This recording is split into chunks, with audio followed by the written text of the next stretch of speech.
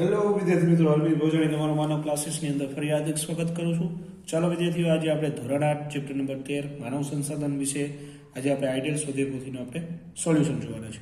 તો ચાલો વિદ્યાર્થીઓ, જો તમને આપણી ચેનલ ઉપર બધી વસ્તુ સમજાતી હોય અને બધાય ધોરણના જો તમારે લેટેસ્ટ વિડીયો તમે જોતા હોય તો ફટાફટ આપણી ચેનલ લાઈક કરો, શેર કરો અને સબસ્ક્રાઈબ કરવાનું ભૂલતા નહીં, કે જેથી તમને બધી વસ્તુ સમયસર મળતી રહે. ચાલો, તો પહેલા છે વિકલ્પ. ખાલી જગ્યા જ રાષ્ટ્રનું સૌથી મોટું સંસાધન ગણાય છે.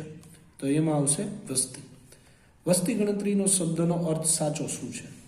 તો કોઈ આપેલા ક્ષેત્રના લોકો કયા સ્વરૂપે ફેલાયેલા છે એની ગણતરી. એમાં જવાબ આવશે સી.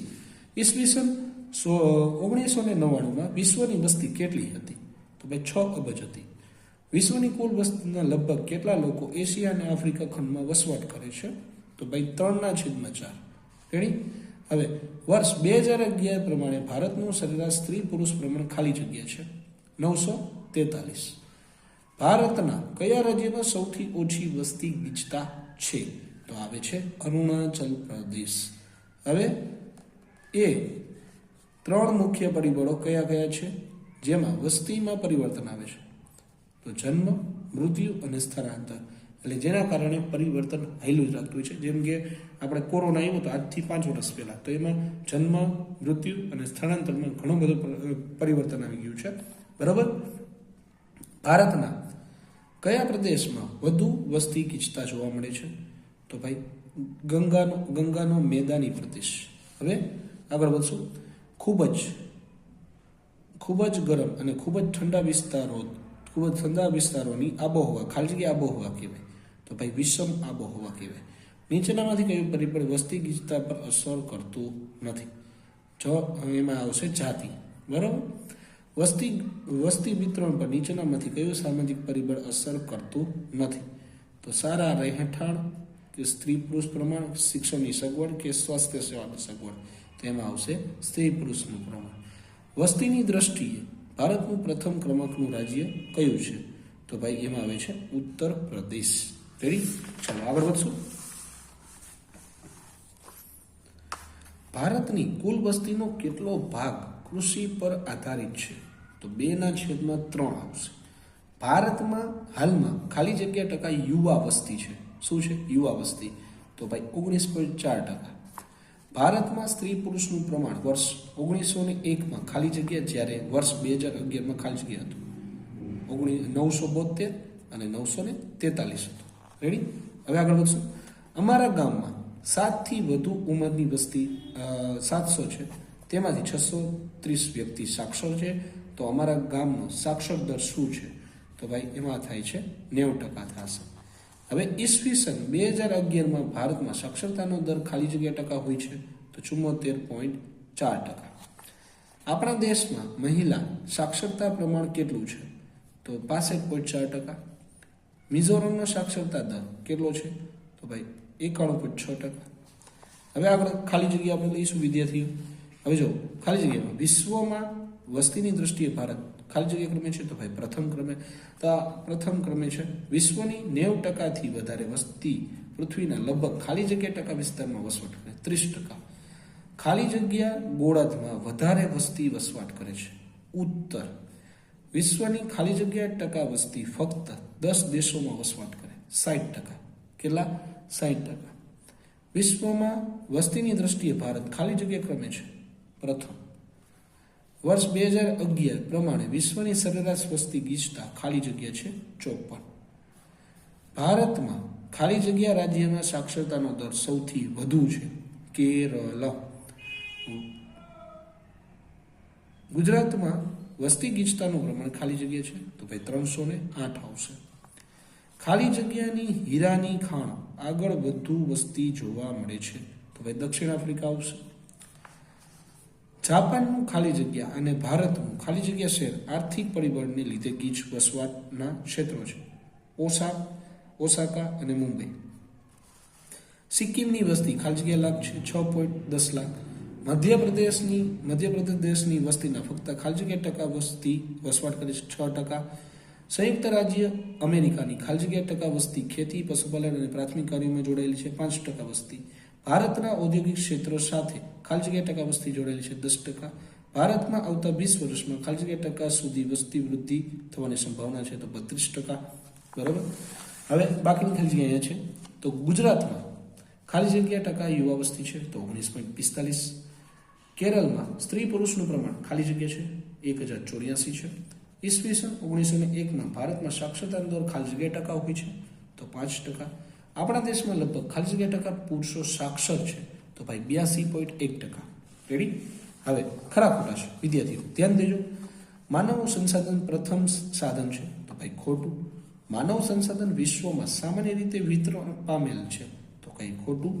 વિશ્વમાં વસ્તીનું વિતરણ ખૂબ જ અસમાન છે સાચું.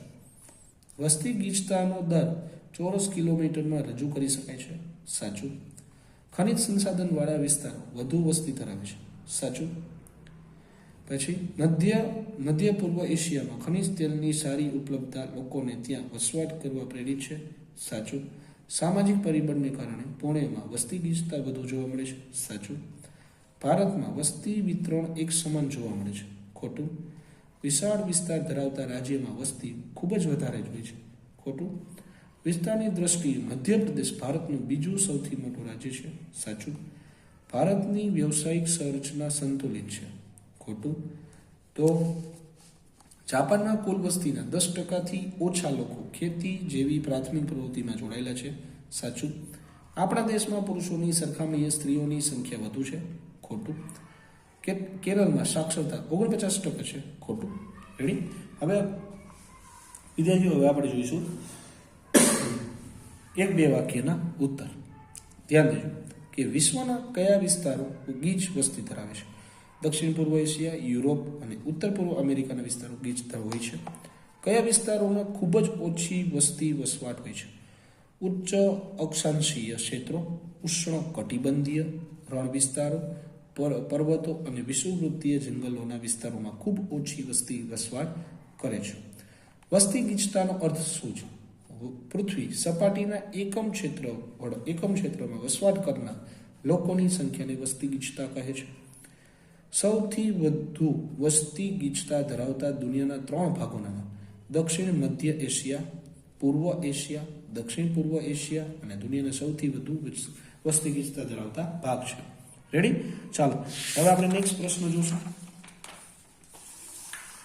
હવે જોજો ભારતમાં સૌથી વધુ સાક્ષરતા દર કયા રાજ્યમાં છે કેટલો. તો સૌથી વધુ સાક્ષરતા દર કેરળ રાજ્યમાં 93.91%.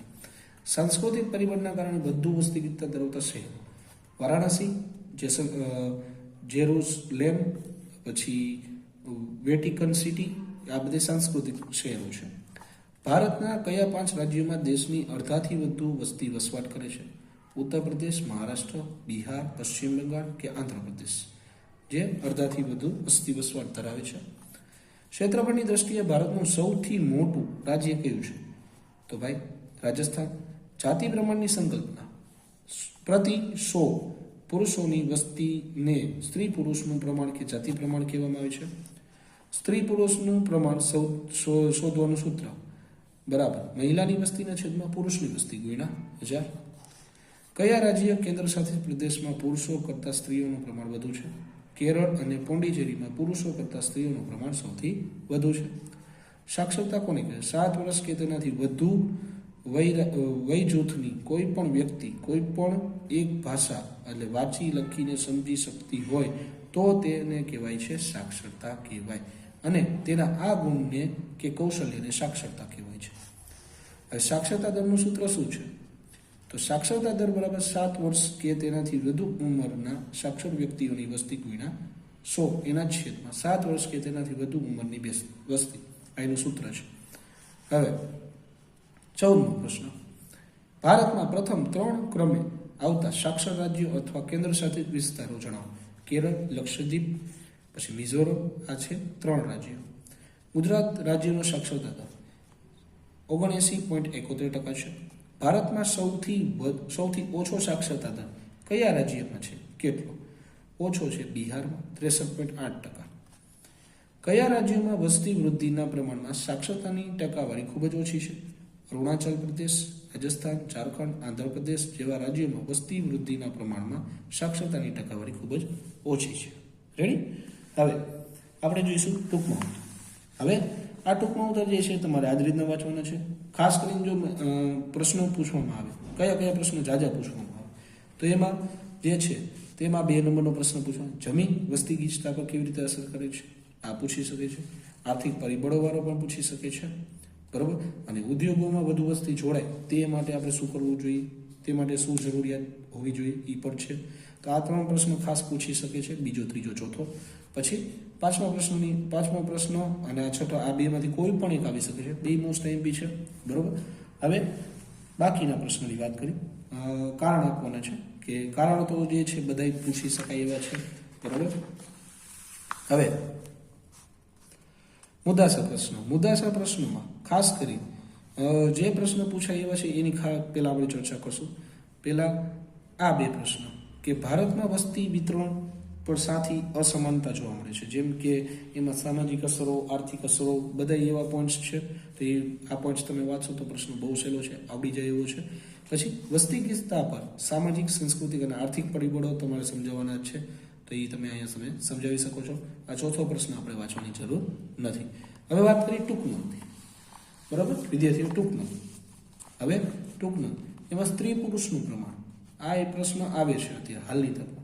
ને અત્યારે જો હાલમાં આપણે ચૂંટણીનો માહોલ છે તો આપણે એમ કહી શકીએ તો ભારતમાં વસ્તી વિતરણ કેવી રીતના થાય છે, આ પ્રશ્ન પર તમે કરી શકો છો. અને આ છે છેલ્લામાં છેલ્લા છે આપણા જોડકા, બરાબર. પાછળની બધું છે કે નહીં આપણે ચેક કરી લઈએ એકવાર. ચાલો કાંઈ છે નહીં, તો આપણા જોડકા જે છે તો આપણે અહીંયા તમારું ચેપ્ટર કમ્પ્લીટ થાય છે, તમે લખી શકો છો, બરાબર. તો ચાલો વિદ્યાર્થીઓ, ફટાફટ આપણી ચેનલ લાઈક કરી નાખો, શેર કરી નાખો અને સબસ્ક્રાઈબ કરવાનું ભૂલતા નહીં, કે જેથી તમને આપણે બધા લેટેસ્ટ વિડીયો મળતા રહીએ. તો ચાલો આપણે વિડીયોને અહીં કરશું. જય હિન્દ, જય ભારત.